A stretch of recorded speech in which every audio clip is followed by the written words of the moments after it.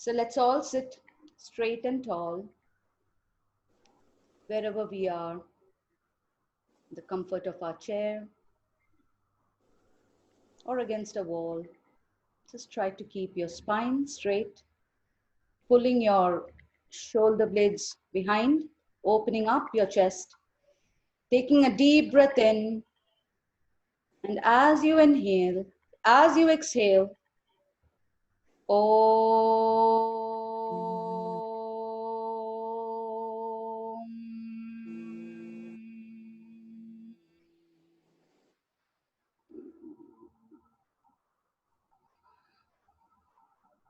Now the deep inhale.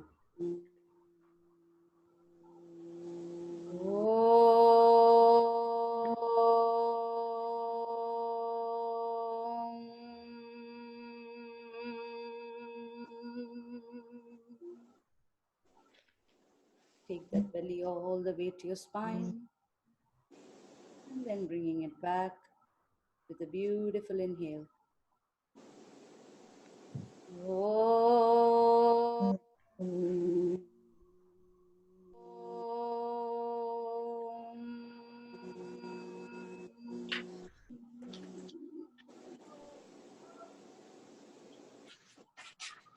And relax.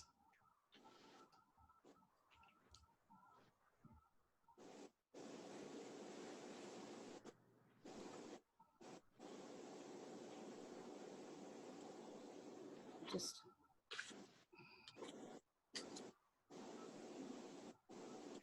now I would like to introduce our speaker today, my friend Laura Clancy.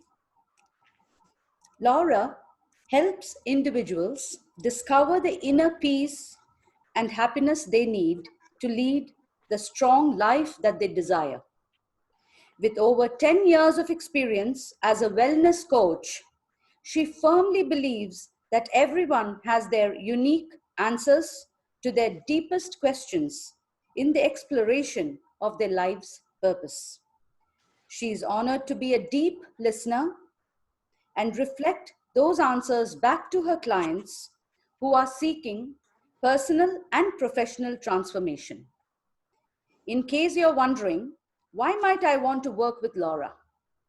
The answer might be that as a recovering perfectionist, former professional accountant and tax preparer, bygone, overweight mother of two, and one-time lackluster business owner, Laura determinedly sought and found her own real-world solutions through body, mind, spirit, health, and wealth education to become a world record-setting power lifter, best-selling author, and CEO of her company, Muffin Toppled Enterprises Incorporated.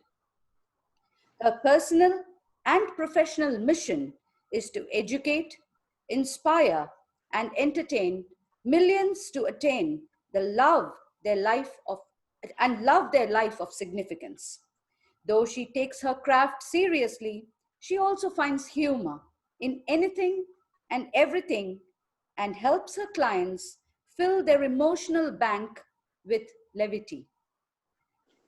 Welcome, my friend Laura, and I'm really excited to hear from you today.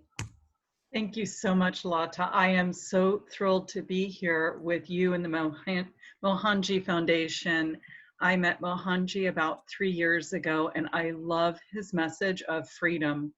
Freedom comes from within, and his message resonates with me, and I'm thrilled to be here with those of you who also resonate with his message.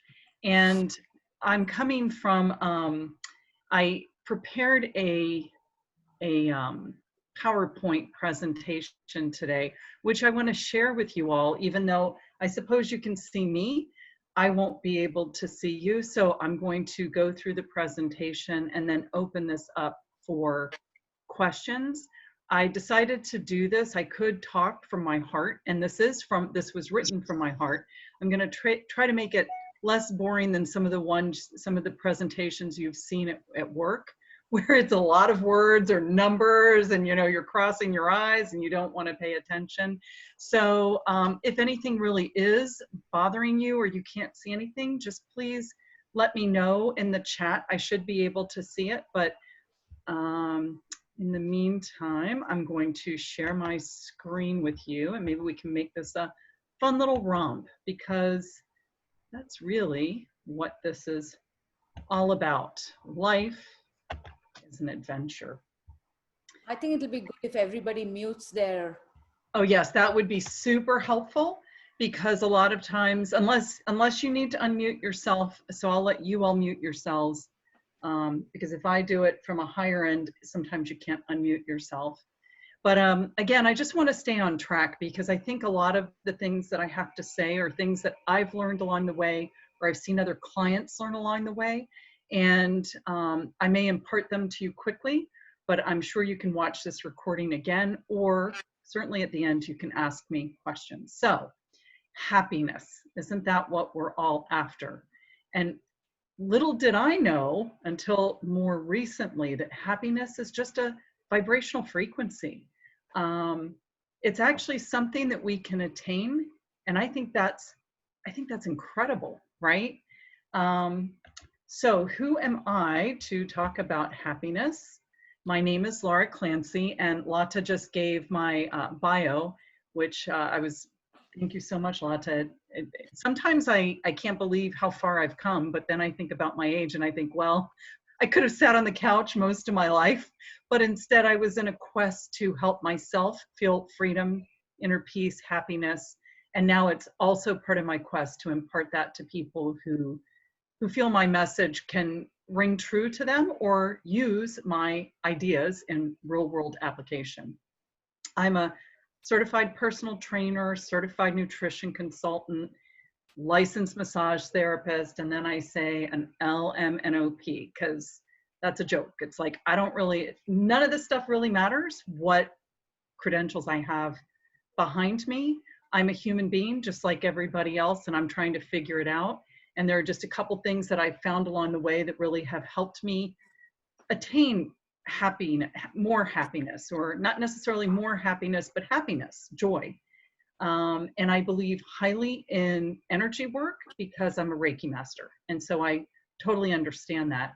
And basically what I want is for people to get the most out of their life.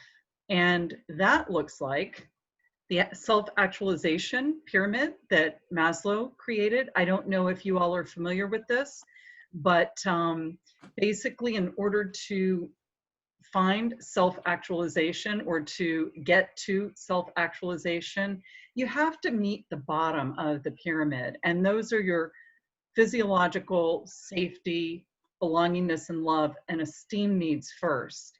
That's why I so heavily go to body, mind, spirit, health, and wealth. We're holistic beings, and if any one of those pieces are missing in our life or are stinted, like if each one of those was a prong on the wheel and one of them was short, you'd have a flat tire.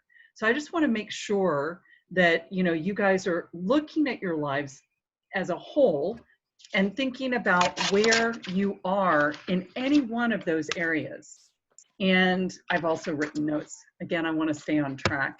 One of the things that I think about that is very helpful, though beyond, I mean, we could have an all-day class on just this, but if you take those body, mind, spirit, health, wealth, and you put them on a piece of paper and you tell yourself where you are on a scale of 1 to 10, it's very helpful to see relative to each one of those items where you stand.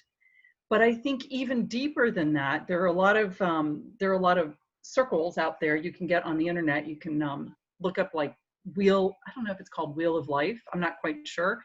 But I think the more important thing is to define it.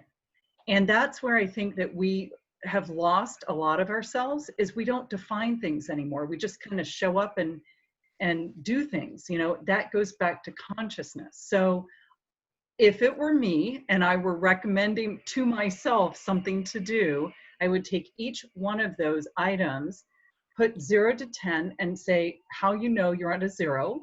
What would that look like? Like, you know, if I weigh, for body, for example, if I weigh 350 pounds, that would be a 0. But if I weigh 150 pounds, that would be a 10. So where do you weigh on that scale? And that's actually more, that's a little bit more objective than subjective, but all of this is subjective because it's relative to you.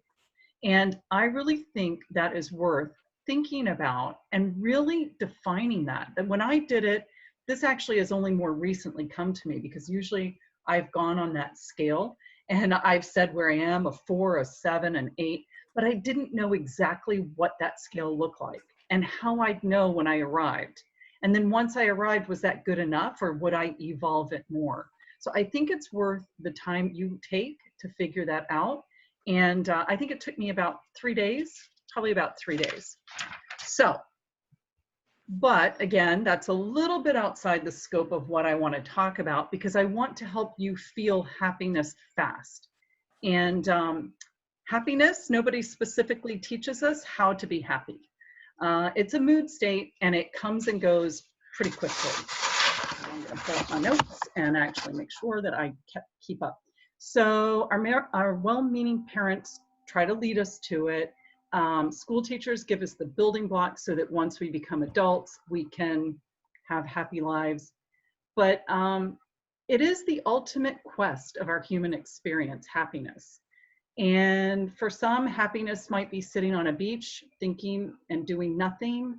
For others, it might be teaching the next generation how to do math. It might even be how to help others in this world, like through medicine. Or happiness is sort of, it's hard, it's very subjective to figure out what it is. So many talk about abundance, and I believe that's another word for happiness. And you're happy when you're abundant, but then what does abundance mean? Like, you know, again, start defining it. I think about, I was once upon a time an accountant. In your balance sheet of life, there are assets and liabilities. Do your assets outweigh your liabilities? I start thinking in a lot of these allegories, I think is what they're called, because it's really easy to start getting caught up and thinking about where do you stand? And if you're not happy where you stand, what do you need to do to get to happiness? And if it's just this nebulous concept, that's almost impossible to do. So let's see. So I encourage you to dig deep and really think about what happiness looks like for you. Happiness, again, is a vibrational frequency. And there are 12 hacks. There are actually more than 12 hacks, but I've come up with 12 hacks that I think can get you there pretty quickly. And I would say that basically once you learn what this feels like, and it's a vibrational frequency that you turn on, that you can come back to it time and time again. So instead of cause and effect, because many of us are looking for a cause to make us happy, I would say go for the happiness frequency, like tuning a guitar. You know when it's in tune. When you start to feel happiness and you feel that vibration, you can get to it quickly. So it's more like effect and then finding a cause. A lot of times people will describe happiness as flow, easy, love, being in sync, or just having higher energy, exhilarating. Anyway, even though there's no specific definition for it, because I've looked it up, you know it when you feel it. And once you feel it, you can go back to it. So even though it's a mood state that seems elusive, it's not necessarily elusive. All right, so again, on a basic level, it's a vibrational frequency that you can feel. And once you feel it, whether it's for an instant or for hours, you're attuned to it. And the cool thing about that is that once you attune to it, you can attune to it again and again and again. And I really think that's the key here, is that you can get to it before you find a cause for it.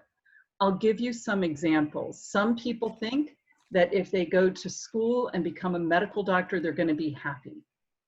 Now, it depends on their why. Is it to make money? Is it because they want to save the world? They haven't looked deeply. They just want to go be a doctor. And that's what conscious living is about. Figuring out your why and feeling what you want to feel before you look for the cause. So if you don't go to medical school, you will still be happy because you can still help people. I don't know if that really makes sense, but that's kind of what I'm getting to. It's not the cause, it's the effect of happiness. And regardless of what your definition of happiness is, there are quick hacks to feel it and get into the vibrational frequency of it. And once you learn how it feels, you can attune to it easier and fast. So the next 12 slides that I'm going to share with you are quick hacks to get there. And they're in order of what I think is the fastest way to get there. By number 12, it's still simple, but it takes more time. And I just want to let you know that a couple of these are really simple, and they might feel silly, but we're going to do them anyway, because I can't see you, and I know you can see me, so I'm just going to be brave and do it. But by the time we get to the last ones, it's going to be a little bit more time consuming. And another thing I want to let you know is that they have said in the past that it takes 21 days to develop a habit. And that's been debunked now by neuroscience. It seems that it takes 63 days to really, really become part of your new pattern. So just be aware of that, especially with a couple of the ones that we have at the end. They may feel uncomfortable or they may feel hard to do, but after 63 days, which is only 2 months and 3 days, it becomes more simple and part of your everyday pattern. But let's start with the fastest one. And all it is a simple smile. I mean, try it. See how you feel. Basically, and this is where I really do have notes, when you smile, it releases endorphins. And when you really smile and it hits your eyes and the nerves in your eyes, your whole face lights up. When you smile, your brain releases tiny molecules called neuropeptides to help fight off stress. Then other neurotransmitters like dopamine, serotonin, and endorphins come into play too. The endorphin acts as a mild pain reliever, whereas the serotonin is an antidepressant. So I think that's phenomenal. Just think when you're sitting in traffic, though many of us don't do it anymore. I live in DC, so once upon a time, traffic was really no joke. Like, people were pretty aggressive and angry and in a hurry. And so you'd get cut off in traffic. But can you imagine just smiling when something like that happens? I know it elevates my mood when I smile. And I've seen this time and time again. It can elevate yours. So if you're not feeling great, smile, see how you feel, and know that you're happier. And that's a vibrational frequency. Okay, that's the easiest. The next one is probably the most fun. Laugh. It's taking smile to a whole new level. So stress relief from laughter is no joke. I thought that was kind of funny. It says when it comes to relieving stress, more giggles and guffaws are just what the doctor ordered. And this is from the Mayo Clinic. I'm not just making this up. There's a lot of research on it, and I love it because I love to laugh. And everybody's sense of humor is different, but whatever it takes to make you laugh, like you can look at YouTube videos and watch laughing babies. That's contagious. But there's stress relief from laughter, the short-term benefits. When you start to laugh, it doesn't just lighten your load mentally, it actually induces physical changes in your body. Laughter can stimulate many organs, activate and release your stress response, soothe tension. But it's not just short-term effects from laughter. Long-term effects can improve your immune system. We live at a time where we need to improve our immune system, and laughter can help us. Relieve pain. Laughter can relieve pain. There are actually a lot of laughter therapies out there. There are laughter coaches, which I have no idea what that is. all I need to do, and this may show where I'm from and my age, but one of my favorite things to watch is the Carol Burnett show, because she had good, clean comedy, and it was silly and it was fun. Certainly on Amazon Prime, there are a lot of funny movies, or we can't really go to the movie theaters right now, or maybe you can, but maybe you're not comfortable with it. Netflix, you can just go there quickly. Certainly YouTube. We're just so fortunate to have so much content out there that can make us laugh. And long-term effects of that are improve your immune system, relieve pain, increase personal satisfaction, improve your sense of humor. So maybe you don't laugh anymore. Maybe as a kid, you used to laugh all the time, but somehow life isn't quite as funny as it used to be. You know, you've got to go to work and it's the daily grind, or you have to help the kids with their homework, or whatever it is. Get back to who you used to be. Get back to your childhood. Laugh. It's okay. It's actually helping you. And when you laugh, not only does it increase your vibration, but when you're with other people, they laugh too. Haven't you been around people that started to laugh and you have no idea what they're laughing at, but it's contagious? That really raises the vibrational frequency of you and your surroundings, and it makes you happier. It's kind of, it's raising your vibration and tricking your body into being happier. Okay, so at the end of this thing, it says, laughter is the best medicine. I agree with that. All right, now we're gonna get a little more serious. Ground. I think you guys probably know more about grounding than I do. I most recently, I think I probably learned a lot about this through the Mohanji Foundation, but grounding is where you actually put your part of your physical body, usually your feet, sometimes your hands, sitting on the grass, being near a tree, being in nature. It really lowers your inflammation. That blew me away. There are medical, I'm not a doctor, I don't even pretend to be one on TV, but there are a lot of studies out there that have shown that grounding actually reduces inflammation. And I think that's phenomenal. I know we're talking about happiness because it also contributes to your sense of well-being and happiness. But if you have inflammation, arthritis, certain inflammations, headaches, go outside, put your hand or your feet on the ground, and you're going to start to feel better. Even 10 minutes of grounding makes a huge difference. And I really think that there are a lot of health benefits that could come along with this. I don't know that much about it, but I do know that it will give you a sense of well-being and happiness. And this is simple. It's really simple to do, even in the winter, even if you just touch a tree. And I think a lot of it has to do with the frequency of the earth, which is called the Schumann resonance. And it's, I think it's 7.83. And I'm trying to see if I have anything else in my notes. It says, multidisciplinary research has revealed that electrically conductive contact of the human body with the surface of the earth produces intriguing effects on physiology and health. Such effects relate to inflammation, immune responses, again, immune system, wound healing, and prevention and treatment of chronic inflammatory autoimmune diseases. So think about that. Start taking the inflammation out of your body and you're just going to start to feel better. Your frequency will go up. Okay, enough about that. I almost feel like I'm lecturing now. Nobody wants to be lectured. Let's see. Give me 1 second. Trying to get this. There we go. All right. I don't know what number we're on now, but sing. Sing is fun. Have you ever just gotten in your car, turned up the music, and sung till your heart, you know, you were just jamming? I love seeing people like that in traffic. Singing brings your vibration up and it makes you happy. Obviously, if you're singing a song that's like very heavy metal or with some very nasty words in it or some ill intent, that's different. It will also bring your energy up, but I would say it might take you to an anger state. I think singing is individual. It's what makes you feel good. Like if I start singing show tunes, I'm a huge Broadway fan. I love Broadway, the West End. I love that. So if I start singing that, it makes me feel better. And I want you to try it too. You'll be surprised. You can do it in the privacy of your own home.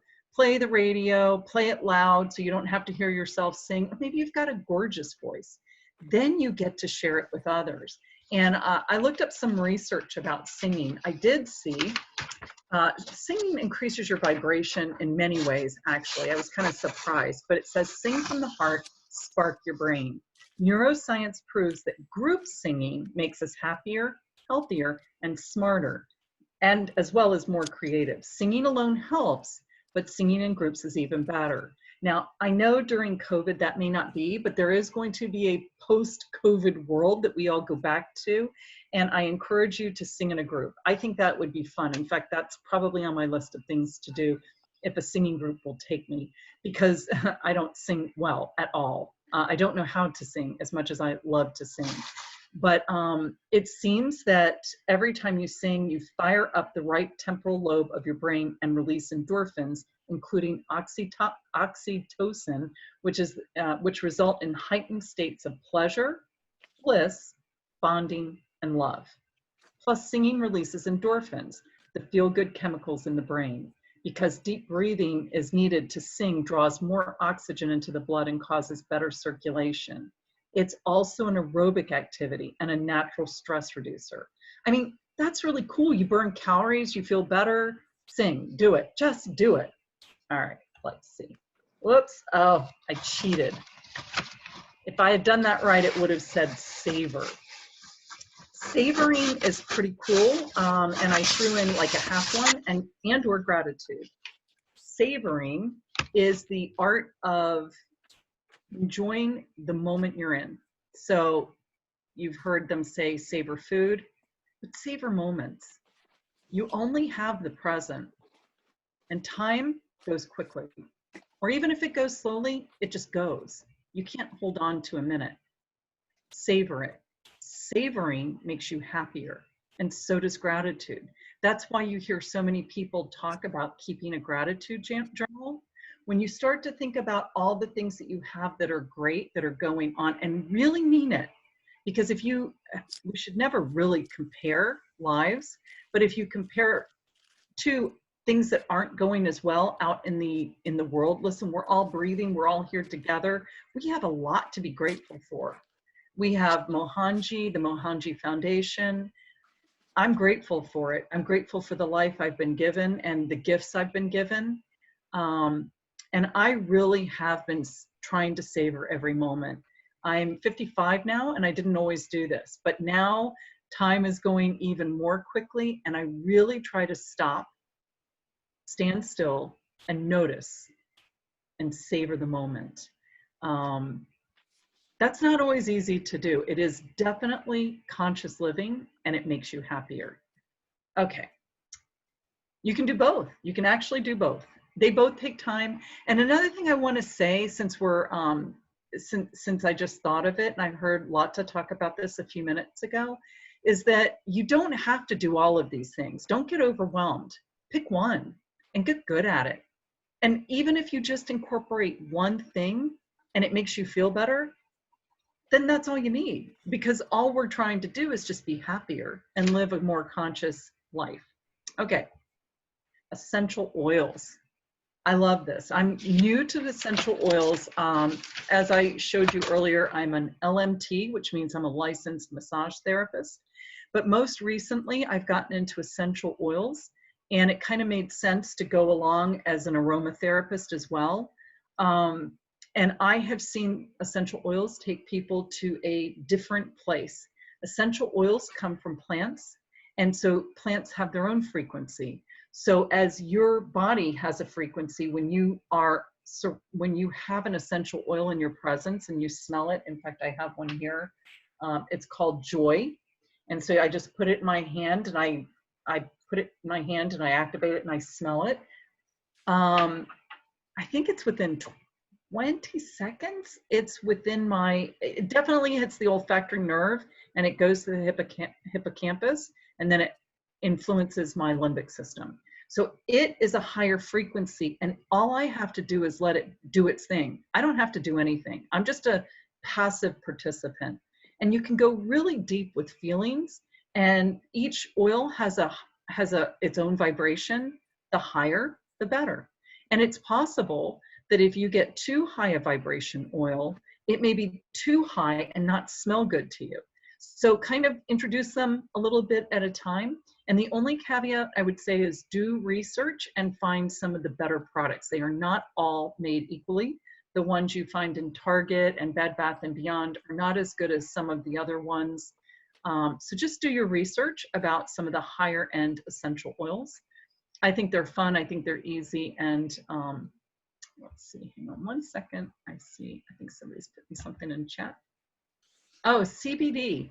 Yeah, I can talk about that in a minute because I don't know that much about CBD, but for sure that is something that helps people. And yes, that is, I guess, I know that the company that I do essential oils with has a CBD line. So, okay, I'm gonna keep going. How am I doing for time? I'm doing pretty good. All right, let's see. Whoops, I have to go back. Breathe. So I'm going to actually put in the chat. Well, no, I'll do this in a minute.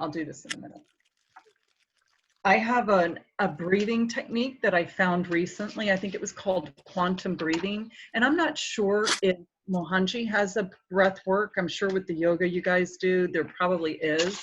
But I found one that was called quantum pause breathing.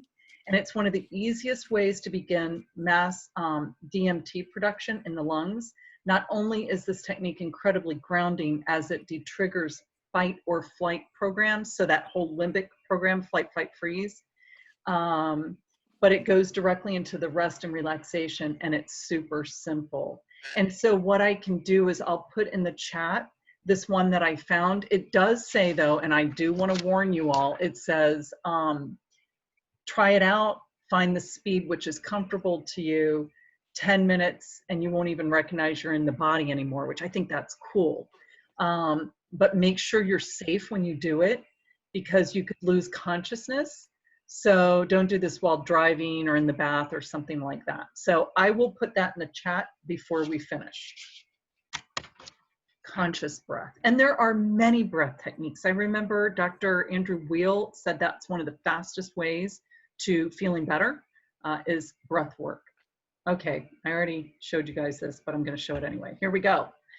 Here's a Mohanji thing, conscious walking, which is 10 minutes of this is like an hour or 2 hours, I can't even remember, of meditating. And meditating gets us to a different state of being. And it can make us happier, or it can invoke happiness and that feeling, that frequency of happiness. So I really encourage you to do this. It's movement, which I'm going to talk about in a minute, as well as meditation. So use everything in your arsenal. If you're already doing this, bravo, good for you. I'm sure that when you finish your 10 minutes, you feel awesome. Okay, next. All right, see, it's starting to get a little more complicated. Eat high frequency foods. What do I mean by that? I mean, eat things that are not processed. So, you know, I'm thinking about processed foods. I can come at this from a very, what is for sale in America. Like everybody knows a Twinkie's not good and everybody knows a pizza's not good. But it's not that it's not good, it's that it's not high vibrational food. It's highly processed. So all of the frequency that was once in it and its raw form has either been hulled out like flour. Now you've got white flour without the hull. Those things actually bring your frequency down. So be very conscious of eating well. Not only, you know, like you might lose weight. Remember how we were body, mind, spirit, health, wealth? Well, if you start eating higher frequency food, your body may actually get in better shape because it's the byproduct of eating higher frequency food. So you can start to see how this all filters in together, and one change can change everything because it's holistic and you don't have to get overwhelmed. But I highly recommend this. This has been very difficult to do during a time of COVID where at least for me, where I wanted comfort food. And I just wanted that because I think it sort of makes us feel better in the moment, but overall, it really makes us not feel as good. So a lot of people talk about this, particularly as a plant-based diet. I am not completely plant-based, but I eat a lot of vegetables and some fruit. I do eat meat because it's just the way I was raised, and I probably won't stop that, but my meat consumption has actually gone down. Okay, next, exercise. This is like, most people don't want to do this. And I'm going to tell you that exercise could be anything. I mean, it's movement. It's getting things through your body will increase your energy level. Again, this increases endorphins. You start to feel happier. If you're a runner, they talk about it as runner's high. You don't have to be a runner. Walking is better than sitting on the couch. So it's all relative to where you are. And what you do when you exercise is important too, because if you're walking and let's say you're doing like kind meditation, I think is what it's called, and you're thinking about other people and sending them kindness and you're walking for a half an hour, what a great experience. That's going to raise your frequency. Dancing, especially with music in the background, is probably going to increase your happiness quotient really quickly, especially if it's music you love. Exercise, that's exercise. Whatever it takes to kind of move around. That said, I am going to say one thing which has nothing to do with happiness, but has to do with inner strength. I am a weightlifter. You don't have to be a super duper weightlifter, but lifting weights or resistance training actually makes you feel stronger on the inside, and it's something that's coming from the outside. Because as you lift weights, it actually increases your mental strength and outer strength, and you start to see physical things going on. So it's the fastest way to fat loss, bone loss, osteoporosis. When you weight train, that's what they want you to do, is to increase bone loss, to help your tendons, ligaments, and bones get stronger. So I am a big proponent of weight training, but also yoga. I mean, exercise is exercise. It doesn't have to be a bad word, and you don't have to avoid it. It actually raises your happiness quotient. Declutter. Yeah, that's starting to get even more complicated, but I can tell you there's a reason why Marie Kondo's Sparking Joy was so popular about a year ago, maybe a year and a half ago. You feel better when you have less stuff. And once you realize you don't possess stuff, it possesses you. You have a more free, happier life. So I highly recommend that at the end of every day, you declutter your desk. I don't do this very well myself, and get rid of excess stuff because it's holding you down. It's energy. If it's something that you've got that you're waiting for, to do, like scrapbooks. I used to do scrapbooks. I had tons of piano music sitting in my home, and I got rid of most of it because it was holding me back, thinking one day I'll practice that. And it was like, then there was a side of me that felt guilty not doing it. Get rid of stuff that you're not doing now if you really are not going to do it later. So yeah, that's a little more complicated, but it really frees you up and makes you happy very quickly once you do it. And finally, number 12, socialize. So I was talking about that a little bit early with the singing. We are social creatures, and being around other people really helps us feel better. And I know that sometimes it's people in our family or at work that we can't control who we're around, right? We didn't pick our family. We make the best we can with what we do, or maybe we back away. But we do get to pick our friends, and that's a huge benefit. And what you guys have here with the Mohanji Foundation, where you guys get together and you socialize and you become friends, you're actually increasing your happiness quotient just by being here with like-minded, supportive people that are really trying to live more consciously and live a happy, free life.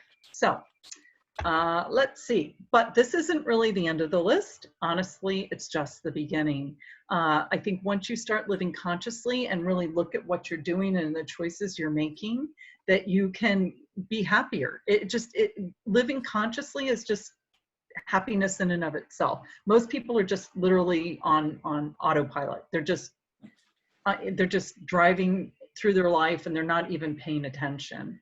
but not you, because you're here. And that proves that you're not just on autopilot, which I think is amazing. So I guess my parting question before your questions is, can you fill in the blank? So your name is, and how do you define happiness? And I can show you what I did today. So I'll go. My name is Laura Clancy, and I define happiness as laughing at nothing in particular, being present with everything in my life, striving for giving my best, and not ever comparing myself to others. That is happiness to me. So I'm going to stop sharing and see if there are any questions.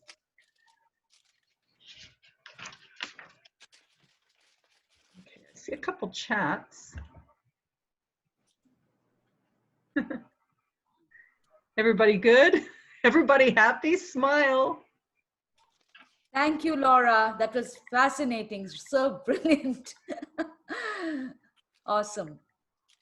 I'm so glad. Yeah, you know, I do believe that when we increase, I think we're responsible to increase our own happiness frequency quotient, because I think that when we vibrate higher, we can share more with others, and it just automatically brings other people's frequency up. I really, truly believe that. So I think it's my responsibility to keep myself happy. True. I think everybody should just switch on their videos and just talk to Laura. Before, Laura, can I ask you something? Sure. Can you tell us the story of your the weight loss story, please? Yes, I was an overweight teenager. I always had an excess, probably 30 or 40 pounds. I'm like 5'2", and I was probably, my highest weight was 170. So I don't know if that, you know, I guess if you're a tall man, that doesn't mean anything to you, but I assure you, if you're a tall man and you're 170 pounds, you can imagine what that was like on a 5'2" frame. And I would always plan my high school reunions, and every 5 years I'd lose weight because I didn't want to ever go back to a high school reunion fat. And in 2008, I stripped off that 30 pounds for the last time, and I said, I don't ever want to take this 30 pounds off again. So I went to personal training school, actually here in Northern Virginia. It was a 6-month school. And that's when I found out that I was strong. And that's when so I took off a ton of weight. It was mainly body fat. I learned how to train other people and do the same for them. And that's when I also learned that I was strong and became a competitive power lifter, which is squat, bench press, and deadlift. So I'm still a competitive athlete. I don't compete as often. And that's not everybody's thing. It just turned out to be mine. So that was it. Thank you. Thank you. Ashmita, you had a question. Why don't you ask the question? Better if I write it, because if I talk, I keep fumbling and I don't ask the right question. I ask what I'm not supposed to ask. Okay, so you said, Laura, can you read that? Sure, How does one maintain an inner peace and happiness when in a stressful situation? Well, that is a really, really good thing. I really believe you have to do your best to know that the stressful situation is there to teach you something. And sometimes in the moment, it's not easy to do, but you can always try to pull back and be an observer. And I mean, I know because I raised kids, right? Like, especially when they're little, kids can really get under your skin, especially if you're trying to do something. And I wasn't as good at it, but over the years I got better. So just realize that if you're in a stressful situation and you're not doing well and you're not feeling peace, that's okay. You're looking for peace. So maybe the next time you'll get a little more peaceful and a little more peaceful. Again, it goes to conscious. And don't beat yourself up if you can't get there. Life is a journey, right? It's a process, it's a spectrum. And I'm certainly not perfect. You can ask my family, they would tell you. But I always try to, because I know that I'm okay. I know that I'm okay in this moment. And if I stay present, then I'm okay, no matter what chaos is going on around me. And that's how I do it. That's how I try to do it. if that makes sense. Yes, that makes yes, that makes sense. Mm. Gita, I think I see you. Yeah, I have a small experience to share here. Um, this is about my cousin. We lost my nephew last year to cancer. He was only 35 years old, and he struggled with a very rare type of blood cancer for a whole year, and finally he succumbed to, you know, he succumbed his life, and he passed away. And that was a very tragic, big tragedy for all of us in our family. But most of all, it was a biggest tragedy for my sister and, you know, my niece and my sister and her husband, because they were the closest. So this today's talk reminds me so much of my sister, because out of all this, um, after he passed away, the first time I spoke to her from in India, I spoke to her after a week because I did not have the courage to talk to her. So after a week, when I spoke to her, she cracked a joke, you know, and we all laughed. And I was so shocked that she is one of the most jovial persons in our family. She used to always laugh for nothing at all. And we used to even sometimes scold her, saying that people will think you're crazy, don't laugh. And and it pained me so much to think that my sister, who used to spend all her time laughing for nothing at all, how is she going to laugh, you know, after this incident? And you will not believe that a week after his passing away, when I spoke to her, she cracked some joke and then she laughed. And then I cried and I said, how can you still laugh? I mean, you are so, you know, so great. I think you are a role model for the entire family now, because in this situation, I cannot think how she managed to laugh. And she said, he tried to live, but he could not live. But I have to carry on. That And is so beautiful, yeah, Gita. It is beautiful. such a, you know, this is such a big teaching for all of us, because in that situation, I could just not imagine how she would manage to laugh and make others laugh. She has always made everybody in the family laugh. And even at that moment, she made me laugh. And that was like, you know, I thought this is something that comes within, like something very spontaneous. And it's very, very hard for somebody to develop this attitude.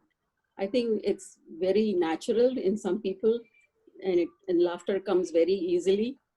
And but for us to develop that, we have to learn from people like, you know, incidences and people like this to And, and to change ourselves. Yeah, to change and, you know, face situations and try to laugh even at the most difficult situation. she's So leading by example, and that's so yes, beautiful because it's such a painful loss. yeah, It's painful to lose. yeah, you know, Yeah, this was just 35 and he had a small 3-year-old kid, and then he struggled at the last moment. He wanted to live, and he's just cried that he wants to live and live. And so a mother seeing that, I know she would definitely have, you know, given, but the next week she was, you know, again, you know, trying to pump herself up by laughing. So that was amazing. And I just wanted to share this small incident so that we all, you know, even in the hardest situation, we should try to look at something, um, something more light and positive to make our lives a little bit less strenuous, you know, not so hard. absolutely. Yeah, I have a 7-year-old granddaughter, and even just laughs for nothing at all. You tell her something and she laughs. I don't know. I when love you joyful when people. you said something today about you know, increasing your brain capacity, I feel that we should, because we always tell her, don't laugh, don't be silly and laugh for everything. We tell her But now I feel we should not tell her that. That's right, because her joy can, just like your sister's joy, rubbed off on Yes, you. And by probably to telling make that, others laugh. yeah, and by telling that story, you've given us that gift too. That's just a gift. Yes. And so you can see how that has a ripple effect. Her, Yeah. even Actually, in yeah. tragedy, that she was able to laugh, give that to Right. you, and now you've given us the gift. That's a gift. So Yeah. let people be joyful. Yeah. That's right. Even while talking about it, I feel choked, but she was just laughing and talking to me so casually that made me feel she's a real, a great human being. Thank you. Well, thank you. Anybody else? Yeah, I would like to. This is Vandana from California. Hi, Vandana. Hi. I really like your talk, and I thought I would share a small experience of mine. And I feel what you. I believe you mentioned finding happiness. I think gratitude plays a very big role in that, and I was diagnosed with breast cancer 2 years back, and it was like a world came crashing down. And although my diagnosis was, all doctors kept saying that you're very lucky that it didn't spread. I just could not see positive in that, and it really brought me down, and I had a lot of difficulty finding the light. And my husband, who's very optimistic by nature, he's very happy by nature, he used to keep saying that I see light at the end of the tunnel. And I used to say, I cannot see it. And he kept saying, and I said, just because you can see it doesn't mean I can see it. Because I will see it when I will see it. And I just didn't see it. And 6 months after, I had to go through a couple of surgeries, which were very unexpected and didn't go so well. And 6 months after that, when he used to keep saying every day, he will come with his smile, and he would say everything is fine, and he was very optimistic. I would just not see it. And 6 months passed, and there was wildfires in California. And I had completely disconnected from the world, and I wasn't listening to the news because every little thing used to disturb me. And I just happened to read a news which was about a couple who were interviewed by a journalist in a coffee shop, and they had lost everything in the fire. And I read that,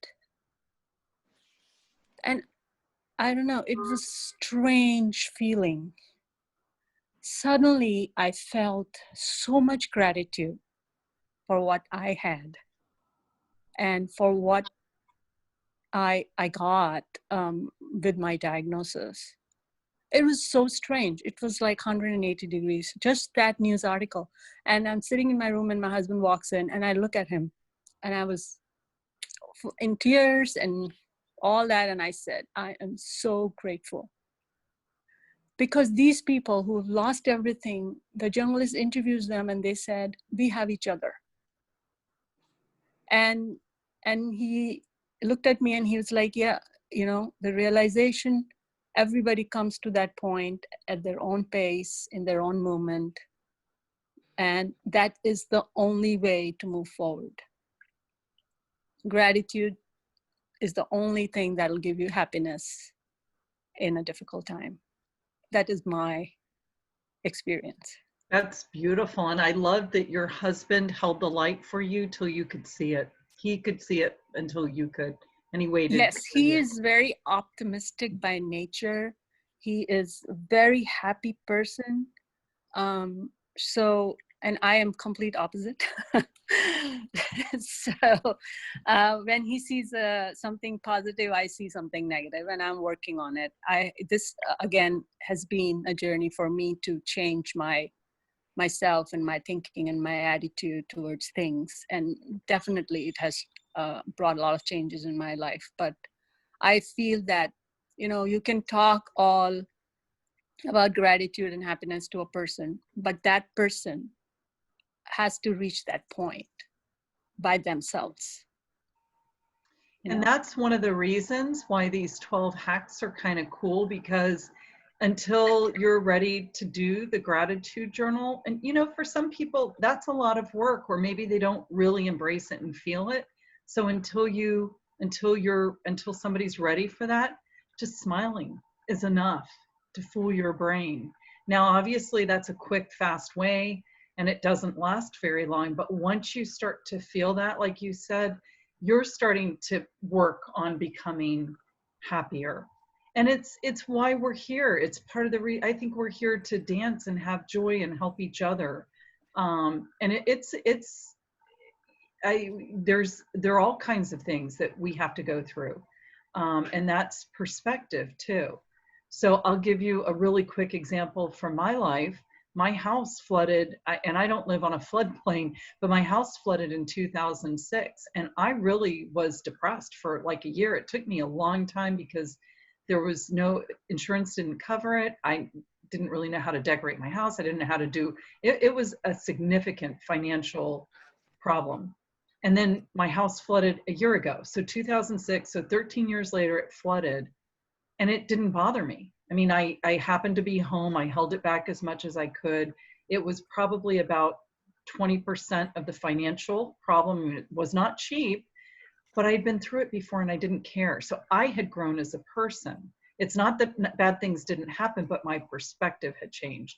And some of that too comes with age, right? Like age doesn't guarantee wisdom, but it can if you let it, if you really go seeking it, which all of you guys here on this call, you're seekers, or you wouldn't be here. You're seeking a better life, a conscious life.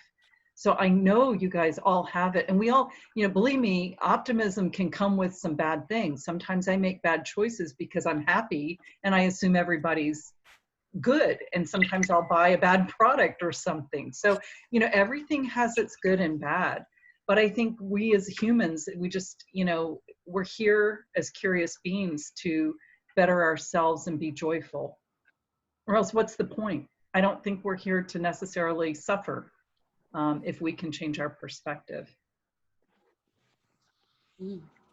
Yeah.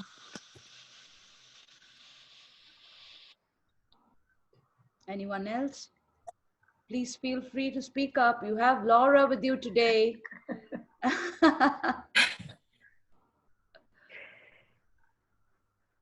I did see one question that came to me privately, actually a couple. One was about CBD. I don't know that much about CBD. I know that it's not the part of marijuana that makes you have an altered state. My understanding with CBD is that it can really help with, like if you put CBD in a muscle rub, it can really go deeper. But I don't really, I'm not familiar with CBD. I know a lot of massage therapists use it. So I would say just be careful and make sure you get quality. I wouldn't go on the, you know, some of these, I wouldn't go to Amazon or Wish or something and get CBD. And I would make sure it comes from a reputable source, because you want to make sure it's pretty pure with what they put in it. And then the same person asked about being with animals. Animals are the most altruistically loving creatures on the face of the earth. I love animals. I would be an animal herder if I could.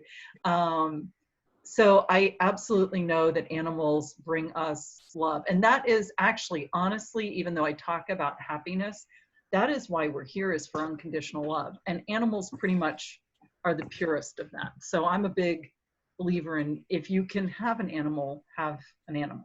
It will bring you great joy. It's Jaya here. Thank you. Thank you, Lara, for so much of info you give. And it's so similar to Mohanji's teachings also here, I found, because whatever he was teaching is same. How do you find happiness? Just going within yourself and connecting to the soul and being that unconditional love. So But we do face a lot of situations where we have to face it. But as I said, even I went through many situations, but at the end I always felt, do my best and live it, and something good is going to happen. So I feel that way. Some things are not avoidable, they just come in front of you in your life. So we have to just face it and be positive about it. Sometimes people come to help in different ways, like it may be a message, or it may be somebody will influence us to come out of that situations. And I really think that way, because a lot of times we do not have an answer, so we try thinking happiness is at the other end of the tunnel, but it is not that. So it is now and here, and that's it. We don't know about the other end of the tunnel, but when we accept that now we can be happy, I think we can be happy every moment. Thank you so much, Laura. Thank you so much. I agree. This is back to the cause and effect. You can have the effect without the cause. You can just be happy. Not that happy. Well, I do think happiness is a choice, but it's a frequency. You don't have to get that medical degree to be happy. You don't have to make millions to be happy, because ultimately that's why people want those things, is for happiness. So that's why I encourage you all to really go out there and figure out, what does happiness look like to you? Because it may not be your parents' version of what happiness was. Everybody's doing the best, and everybody, even people that are warning you from certain things, I mean, they're just trying to keep you safe, loved ones. So, you have to figure out what your happiness is, and then step into it, and know that there will be missteps and failures, and you're going to feel bad. Failure is inevitable. Suffering, that's a choice. Mm-hmm. And I don't mean to be callous, because I've suffered too. Believe me, the flood was like sometimes the least. I've had trials and tribulations too. And I think it's I think maybe one of the things that I also have is I have faith. I have faith that whatever is happening to me is there to serve me, that it's there serving my best interest for a lesson, or to help others, who are in that situation. I have faith that what's happening is meant to happen. So that might be part of my philosophy that's helped me over the years. Actually, not even over the years. I'd say over the last 2 years.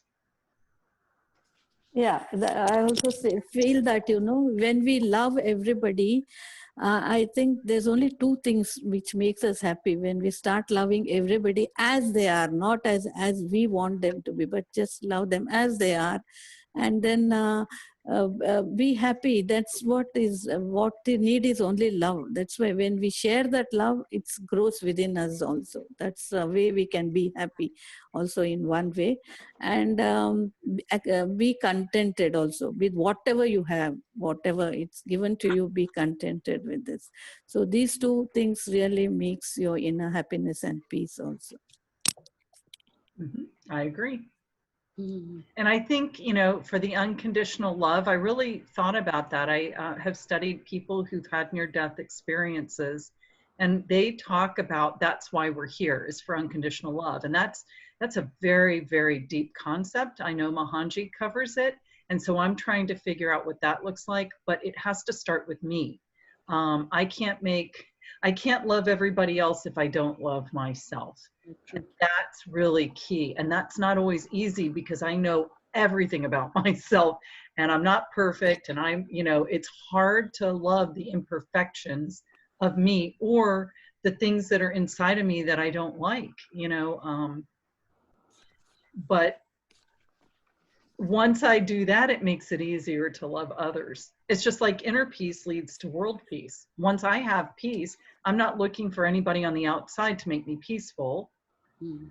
I'm just at peace, and everybody else is doing their thing, and they're not affecting me, even though they're right next to me. Mm-hmm. Well said. One thing I would like to add to the discussion, So normally, the outside world, we have no control on that. And whereas we are the boss of our inner mind, so whatever happens outside, we don't have to take it. And then you can be just calm like a ocean, not taking anything from outside, and then be happy always. That's the one thing. Other thing I do is I keep observing the kids, whoever it is. Maybe a neighbor or on the road. Normally, the small kids will be always happy actually. They do whatever they want and they will be very, very happy. So just observing them, and whenever it is possible, just mix with them and be a kid. Yeah. That helps you a lot. I'm in a meeting. I'll check later. Yeah. And of course, with all these conscious walking and conscious breathing, eating good food, exercises, and doing meditation, all this will help. These are the additional things I just thought of, because most of them were discussed already. Yeah. Thank you. Thank you. So being with children and being with animals. So that's something we could add to the list. Correct, definitely. Yes. Yeah, because they're pretty pure, right? They're not conditioned like we are. Yes, We have been there's conditioned. no expectations from them there. That is the most thing we do. We do not love because we have expectations. Because I love and I'm thinking I may receive the same amount of love or something. So that's why we are not able to love unconditionally. When there's no expectations, we can love as they are. Not that I'm getting something from them or I will receive something, but how much I can give love to them. That is more important. I just remember one more thing which I have seen in some lecture in the YouTube by another yogi. Basically, what he has mentioned is in the beginning, when you were a kid, you had so much of happiness. And when you see now how much you have lost, so you keep track of your money in the bank, whereas you have never keep a count on your happiness. It is going down. So it increases always actually. So from 100%, it might have come to 50% based on the age. This is a very good example, actually. And, sometimes happiness feels threatening. I mean, don't discount that. If you've learned to be safe through being skeptical or unhappy or careful or whatever the opposite word is that we're looking for, depending on the situation, that keeps us safe. And so it will sometimes sort of douse our light over time. So it's going for that childlike state and feeling safe there, and it's a little bit at a time. For some people, it might take longer than others. Some people maybe are born with joy. I mean, I think I was, for sure, because I've always laughed. I laughed at everything. I still do, but not as much as I used to. That's part of becoming an adult now, going back to the child with the wisdom to know when to stay safe and when not. So I agree with you 100%. Yeah. So going back to that, it's really our natural state, it seems, and it's to reach that, it's just a process of shedding. That's all, and we'll get there. So it's, from what we have seen of all these are like conditional, but really conditions are temporary after all. So we want to reach a stable state, which is not contingent on anything. Again, I'm thinking, so that's part of the spiritual process anyway, right? Exactly. Yep. Yeah, contentment brings a lot of peace and happiness. That's the first step we have to take, be contented. Why people are not contented is mostly because of more they want. That is, I have one house, I'm not contented. Let me do another house. Let me have so much of money, then I'll be more happy. Or let me have this beautiful car, then I'll be happy. But there's no guarantee you'll feel happy when you get those things. So the basic thing you have to understand is contentness. I'm healthy, I'm living, I'm breathing, I'm happy. I have everything. I have my guru and I have everything. That's it. There's nothing more to, nothing more can make you happy. That is one thing people should understand, I feel. Be happy without all those other things, Yes, without the conditions. Yep. yes, And also, we human beings, we can't help it. We compare. It's not that everybody does that. You look at that one person and they seem to be happier, or they have their life together, and you want to be like them because they seem happy. But as soon as they close their door, you don't know how happy they really are. You don't know if by having that car, they're so in debt they can't pay their bill, or if they lose their job, they can't pay that bill. So we really, I think a big thing is to stop comparing yourself to others. And that is hard to do because it's also a marker of how far you can go. So it just depends too on how you're using it as a marker. But we should just know within ourselves. That's why I encourage you to figure out where you are. What does happiness look like to you?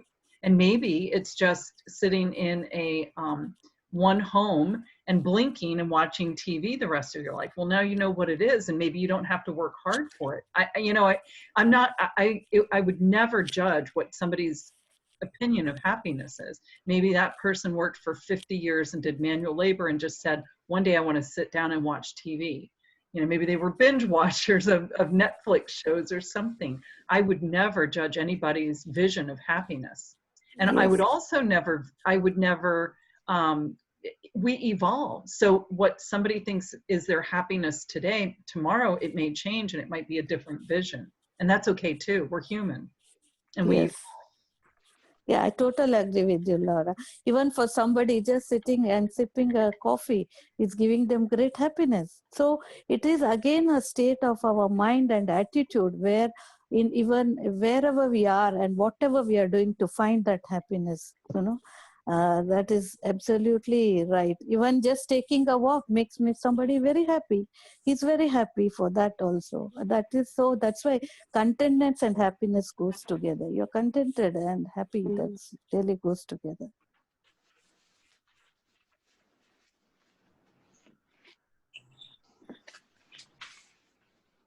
So with that, shall we call it a day? It's 8:15. That sounds good to me. Thank you all so much for showing yeah. up. Thank you for sharing. Thank you for Thank sharing. you for sharing. Thank you so much, Laura. So many Thank you. things to think about. So many lovely ideas. Wonderful ideas. And just Great. take them one at a time and be easy on yourself. It's a journey, and nothing is right or wrong. None of these are right or wrong. Some are faster than others, and you don't have to incorporate them all. Don't overwhelm yourself, because if you're happier today than you were yesterday, then you've done something right. And if you keep going every day, then you're going to just be the happiest person on the face of the earth. Yeah. Yeah, thank you, Laura. I think you made it very simple, and that I think happiness is for me very simple. We don't need to complicate it at all. And as Jaya was mentioning, I mean, just going out for a walk, and there are some really good things that you said, smiling, laughing, and, just going out and standing out, getting your feet wet on the ground. And you said declutter. These are little things that one can do to make yourself happy. If there is happiness around you, you feel happiness within. So, I mean, there are other complicated things, but before we get there, I think we can do simple things to make us happy, and that's what my takeaway from this evening is. I really appreciate. Laura was one of the first people I had initially discussed this program with, and she was very excited, and she said, just go for it. And I really thank you for your support, Laura. I thank you, Lata, for reaching out to me. I'm very excited for all of you all for the next 21 or 23 days. The speakers Lata has lined up are phenomenal, and you guys will get a lot out of it. And I'm just so excited that you're on this journey. Thank you. Thank you. Thank you, Laura. If there are any further questions, I'll pass them on to you, Laura, and then we can just reply to them by email. There are already some good chat going on saying there's a beautiful presentation. So thank you. Really like the bit about your resistance training. Oh, yes. Yeah. We would like to see a pic of your pecs. Oh, you want to see pictures? I even have videos. So I guess we can end on some of my grand, you know, at 132 pounds, I squatted 253 pounds. So that was at the height of my, I don't know if I could ever do that again. I mean, never say never. That was a few years ago, and I really have not been able to train like that. But it's fun, you know. Part of it now, what I realize is I'm not chasing happiness. Happiness for me is the chase, right? So I'm not looking for something, I'm just chasing and having fun. I've gotten to a point in my life where I just want to have fun. I've earned it, you know. I've really, but I think we've all earned it. We all work hard every day, whatever that looks like. I mean, I raised my kids, that was hard work. So I just want to have fun and chase fun and do fun things and change the world and help people, you know. But anyway, so yeah, that was back to the weight training. No, I think you should share your web page so everyone can go there and take a look. Oh yeah, so I will, that is, hang on, wait 1 second, let me see. I'll share that here. My biggest thing that I was doing pre-COVID was personal training. That was my biggest. And then I worked with a lot of, that's how I met Lata. I worked with schools and I did some stuff on the side that filled my heart, but it wasn't filling my wallet. And so when COVID happened, my business came to a complete stop because I couldn't train people with social distancing, or what I call physical distancing. And as a licensed massage therapist, I couldn't do that either. So I really took the time to sit and start building out my website, which is lauraclancy.com. And what I really want to do is more like life coaching, you know, to help people get whole, conscious living, happy living, help them define happiness, because a lot of people don't do that. Define, discover, and live their happiest and healthiest life. And I think that's my best and highest use, because I've been in this quest for myself, which is why I can help others. And I recognize other people won't get there the same way, but I can hold the space while they get there themselves. So I put it in the chat. So thank you so much, Lata, for reminding me. Thank you all. And thank you, Lata. Thank you all. Have a good night and enjoy the rest of the presentations. Thank you. Bye. Bye. Thank you. Bye. Thank you. Please do send the link for the breathing. Oh, you know what? You're right. And Lata, you can do this too. Thank you so much for reminding me. Hang on, give me 1 second. Let me, trying to get out of my, here we go. I'm so glad you remembered. I'm so sorry I forgot for other people. Let me, I'm just looking for it here. Oh, you can send it to me. I'll just circulate it and as an email. That would be great too, but I will definitely put that in here as well. Hang on 1 second, because I don't remember where it was. It was breathing, essential oils. I think breath was next. A friend of mine sent this to me and it just seemed simple. And that's what I like, simple. I don't always do the simplest thing, but I make sure. Yeah, here we go. So can you guys see that in the chat now? Yeah. So just make sure you don't do it while you're driving or anything important.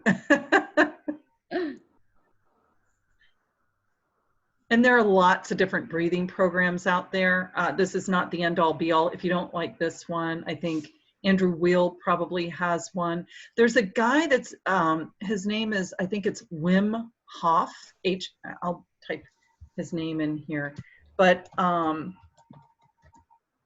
he's a breathing expert, and I think there are a lot of YouTubes out there, but that's a little more complicated, and he's the guy that can like swim in the Arctic and swim for hours and live, but and apparently that can definitely change your frequency, that kind of breathing. But I would start simple. And then if that doesn't work anymore, move on to the more complicated, or if it doesn't work at all for you, then start looking at other things that do work, because something that works for you may not work for me, and something that works for me, vice versa, may not work for you. Thank you, Laura. You know, actually, why don't you just send me that link by an I will email do, as well? yep. Because I don't know if this chat will remain or get saved, or Okay. Send that to me. If anyone asks for it, I can forward it to them. Perfect. I will send that to you. I will actually, would you prefer WhatsApp or email? Wherever it is. It's, okay. I mean, right. I'm not sure if this chat will get saved or not. So. Okay. Excellent. Okay. Thank you so much, you guys. Thank you very much. Thank you. Namaste. Good night. Good night. Night. Night.